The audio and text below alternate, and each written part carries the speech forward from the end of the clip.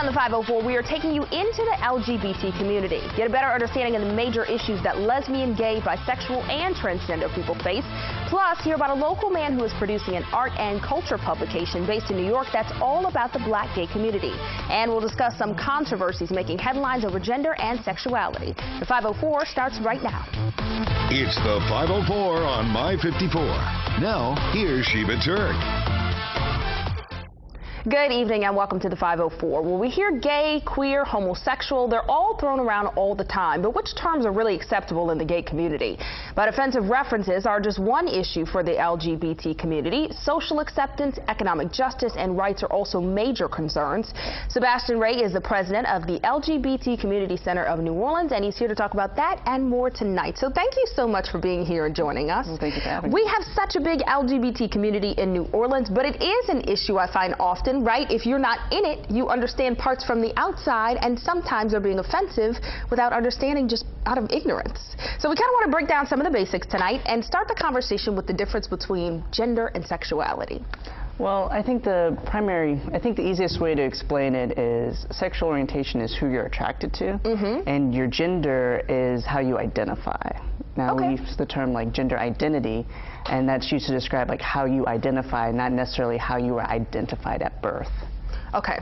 And so when we talk about different words, I kind of mentioned some there. We hear homosexual, sexual preference, transgendered. You say they're aware using those words that are either outdated or just kind of offensive, and they're words we kind of hear all the time. Well, I think one of the first things that we start to get into trying to talk about sexual preference is it implies choice. But a sexual orientation just implies the direction that you're attracted. Does that make sense? Yeah. So using those words, sometimes you say are offensive, as in homosexual, which a lot of people say. Well, homosexual, I think it's not descriptive enough, so it doesn't describe the variations within, of gender and sexual minorities. So I think they were using it as kind of a umbrella term when there's so many other issues. All right. And one of those in there is transgender. You shared with me that you are. Yes. Will you kind of talk about your experience as being transgender? Because I found people have come more to be accepting of lesbians and gays, right? They get what it is, it's clear cut. When it comes to transgender, then again, people have even more stereotypes and confusion. Well, I found that growing up, I knew right away. I remember we would have lines, they would line up the girls and line up the boys, and I would always go straight to the boy line. Wow. So in your head, even though you were born a girl, you always identified with men? Always. Huh. And, I found a lot of acceptance growing up in New Orleans. People just kind of respected me for like, that's just how you were. But I think once I started to transition, there was a lot more pushback. Like when I tried to assert, like, actually I'm male identified. And before I started to, what they use the term is pass, and like people would look at me and assume, oh, that's a man. Trying to come out and like actually say, oh, actually no, I'm male identified. They're like, that's nice, you're just butch. Right. Something, but no. Yeah, so that's where it kind of came into when you said, no, I'm not just trying to pass as a man, I am actually a man. Yeah. Yeah. So how did you kind of transition into that for yourself? Was it a natural transition when you fully said, I'm a man? Well, I think for me, it was, I knew at a very early age. I think when I first came out, actually, about 13, I came out as a lesbian. But I knew then that I was also male identified. But at the time, there's these like standards where you had to be 25, and there was only a handful of doctors that would help a person transition. And there was like an age requirement, but that's actually was dated information even at that time. Oh, wow. And so I kind of just tucked that information into the back of my mind, like I'll come back and deal with this when I'm 25. There's no need rocking the boat now. And then after Katrina, I ran into a couple of my friends from here, and some of them had started to transition, and I was kind of like, why didn't anybody tell me about it? It's like, you're like, I need the news now. Yeah, like it's not like there's like a phone tree where they're like, by the way, you can actually just go to a doctor and get assistance with this now. Oh, wow. And then at that point, I'm like, well, I don't want to delay it anymore. I think it was about 21. And so I went and talked to a therapist and began the process. Wow. And you're actually married to a woman now? Yes. All right. Right. And so you kind of touched on this here. You said you felt accepted when you were in New Orleans. It's so interesting because the South is known for being homophobic. Yes. But in New Orleans, we have a weird sense of gay pride in that Southern tradition.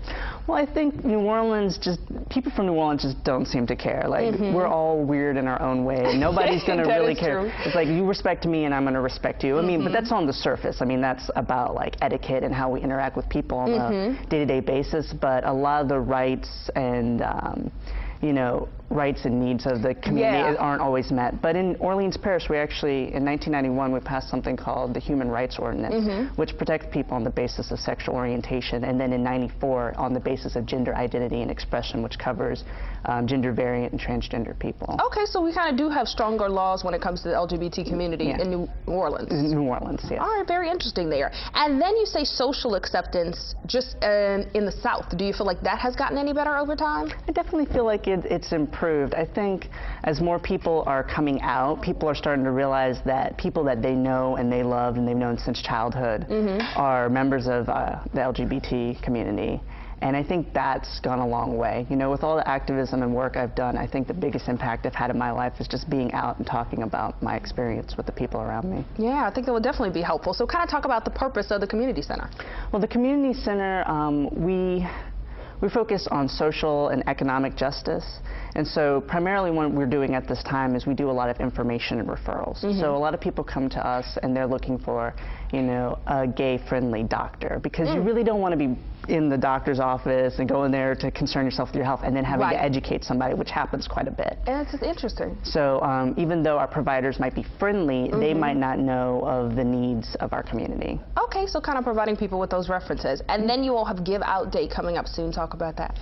So we have a Give Out Day, which is actually a national I guess, event. And so what happens is, I think the statistic they like to throw around is that only 10% of the LGBT community donates to LGBT causes.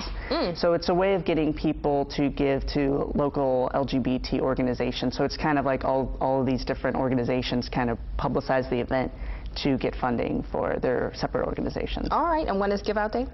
I believe it's in 3 days. Oh, I don't know. All right.